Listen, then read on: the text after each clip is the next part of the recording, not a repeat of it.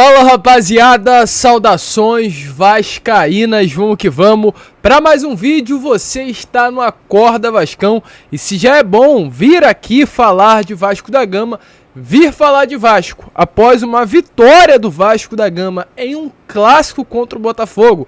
Ainda mais após 9 clássicos perdendo, meus amigos. É bom demais.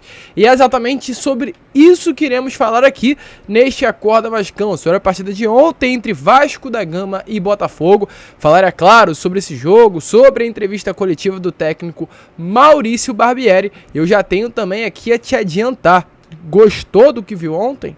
Calma, torcedor, ainda vem mais por aí. Porém, é claro, antes de começar, antes de falarmos sobre esse jogo, falarmos sobre as novidades, reforços, contratações, atletas que desfalcaram o Vasco ontem e retornarão para as próximas partidas, quero dar as boas-vindas aqui a todos vocês, torcedores vascaínos que estão chegando ao canal do Gigante Vasco pela primeira vez. Seja muito bem-vindo, este daqui é o canal do Gigante, o canal do torcedor vascaíno. E é claro, se você ainda não é inscrito no nosso canal, aqui embaixo já se inscreva. Para quem não me conhece, eu sou o Lucas.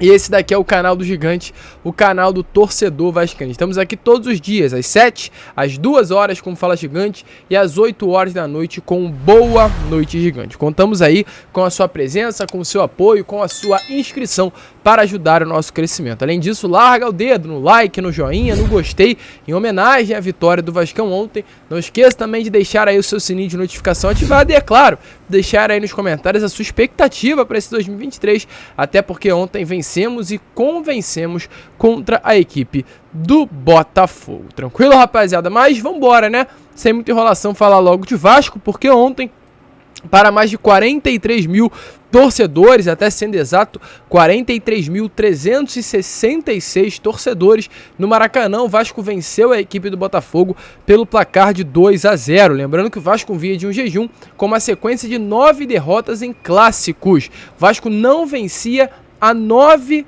clássicos, nem Flamengo, nem Fluminense, nem Botafogo. Foi derrotado todos os últimos 9 clássicos que o Vasco disputou. Foi, no caso, para o Botafogo, 4 derrotas, para o Fluminense, 2 derrotas e para o Flamengo, 3 derrotas. Ontem esse jejum foi encerrado, o Vasco venceu pelo placar de 2-0.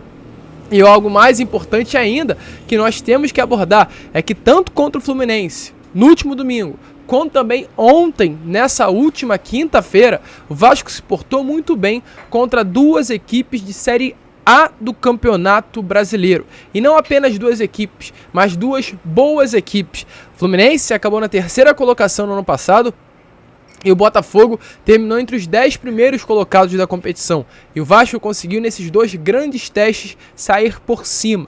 Mostrar que tem elenco, mostrar que tem time, mostrar que tem um trabalho sendo desenvolvido. É claro, faltam peças, faltam contratações, isso fica evidente, fica nítido. Porém, mesmo diante disso, com o pouco que tem na mão, hoje o técnico do Vasco da Gama, Maurício Barbieri, vem desenvolvendo um excelente trabalho, um trabalho de excelência. E aí fica ainda o grande questionamento: se já tá bom assim, imagina quando contratar o que ainda falta. E é claro, para trazer algumas estatísticas aqui para vocês sobre o jogo de ontem. O Vasco terminou a partida com 62% de posse de bola, enquanto o Botafogo apenas 38%. O Vasco teve 23 finalizações no gol, finalizações no geral, perdão, enquanto o Botafogo apenas 7%. E o Vasco foi até o gol do Botafogo em 9 oportunidades, enquanto o Botafogo ao gol do Vasco da Gama em apenas 2 oportunidades. É claro, né? Devido aí a 2 expulsões do Botafogo, o Vasco teve essa superioridade,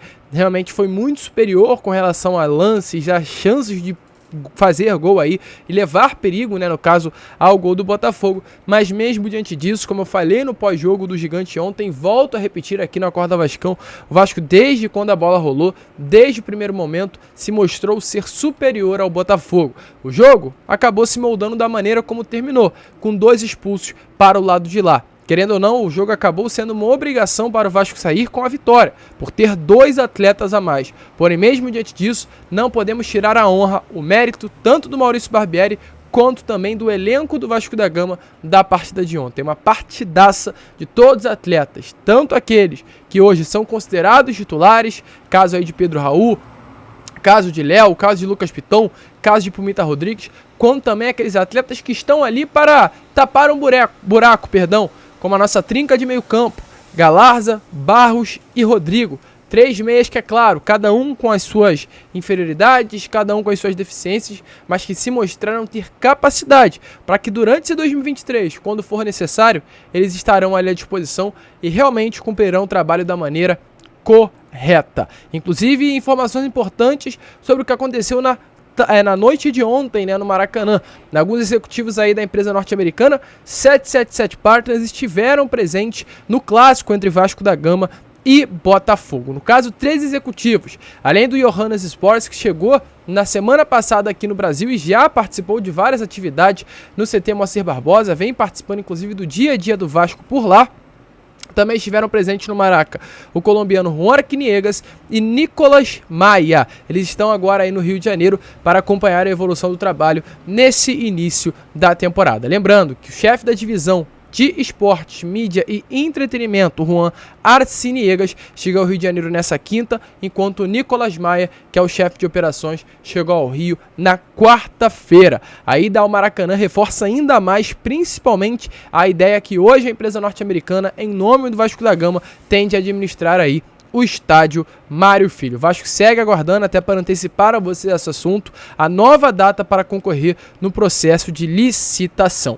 Além da presença desses 3 aí norte-americanos não, né? Nesses 3 executivos do Vasco da Gama, quem ontem também esteve presente no Maracanã foi o zagueiro Manuel Capasso. O zagueiro argentino, contratado pelo Gigante da Colina, também esteve presente no Maraca, mais uma oportunidade. Lembrando que no último domingo ele já esteve presente, acompanhando o clássico contra o Fluminense, e agora também ele foi novamente ao Maracanã, dessa vez acompanhar o clássico contra o Botafogo. A expectativa é que ele venha a ser anunciado hoje como novo reforço do Gigante da Colina. Essa é a grande expectativa. E agora, além, é claro, do Léo, além do Lucas Piton, além do Pumita Rodrigues, teremos também o Manuel Capasso formando o sistema defensivo. Inclusive, como está aparecendo aí nas imagens para vocês, Miranda, Manuel Capasso e também Riquelme. Os 3 atletas estiveram aí na beirada do campo ontem, acompanhando o aquecimento do elenco cruz-maltino antes da partida. E antes da gente prosseguir e falar sobre uma cereja do bolo que o Vasco hoje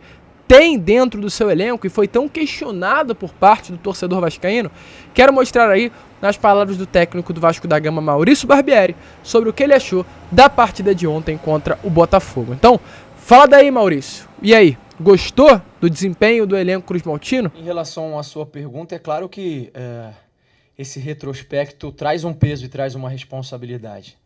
A gente, inclusive, conversou sobre isso na pré-eleição. Eu disse aos jogadores que, assim como eles provavelmente estavam ouvindo, eu também estava ouvindo essa história dos 9 jogos.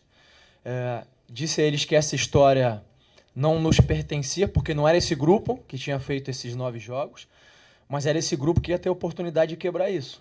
E era dessa maneira que a gente tinha que encarar, como uma oportunidade de cessar essa escrita, que é uma marca ruim para um clube gigante como o Vasco da Gama. Foi isso que a gente conversou. E a gente tinha também um contexto difícil em função dos desfalques, enfim, em função do regulamento, coisas que em alguns momentos a gente até não entendeu, mas era uma situação que a gente tinha que buscar soluções, não os problemas, né? E eu acho que a gente começou o jogo muito bem. Eu acho que a primeira expulsão deles vem de uma jogada bem tramada pela gente, então se ele não comete a falta, provavelmente a gente ia fazer o gol, e é claro que isso depois condiciona bastante a partida, mas a gente teve maturidade, teve equilíbrio para buscar os gols, para fazer o resultado e sair com uma vitória que é importante para nós.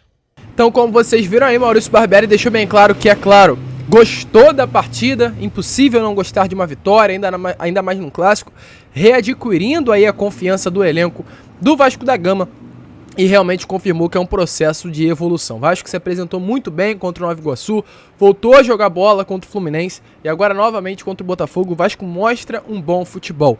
Próximo jogo do Vasco da Gama, só para esclarecer, é na próxima quinta-feira contra o Trem do Amapá. Ou seja, o Vasco ainda terá uma semana de preparação e contará para essa partida da Copa do Brasil com vários reforços para o seu elenco.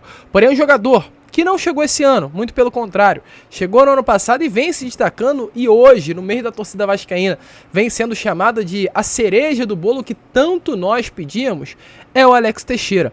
Ontem, mais uma vez, o atleta se destacou. Em 90 minutos foi um gol, 3 finalizações sendo 2 certas, 1 interceptação, 2 passes para finalização e 4 faltas sofridas. Segundo o Footstate, que é um índice aí, uma página de dados, foi a segunda maior nota do elenco do Vasco da Gama. E com mais esse gol, ele chega ao seu segundo na temporada e conta também, além disso, com 2 assistências. Ou seja, de 7 partidas, sendo apenas 4 como titular, são 4 participações diretas em gol. 101 minutos o Alex Teixeira precisa, segundo números, para participar de um gol do Vasco da Gama. Mais uma partidaça do nosso cria ontem. Nós tanto pedíamos um camisa 10, tanto pedíamos uma cereja do bolo, e parece que essa tão falada cereja do bolo já estava dentro do nosso elenco. Porque olha, se o Alex Teixeira jogar essa bola que jogou contra a Fluminense no domingo e contra o Botafogo hoje, será uma peça importantíssima, fundamental,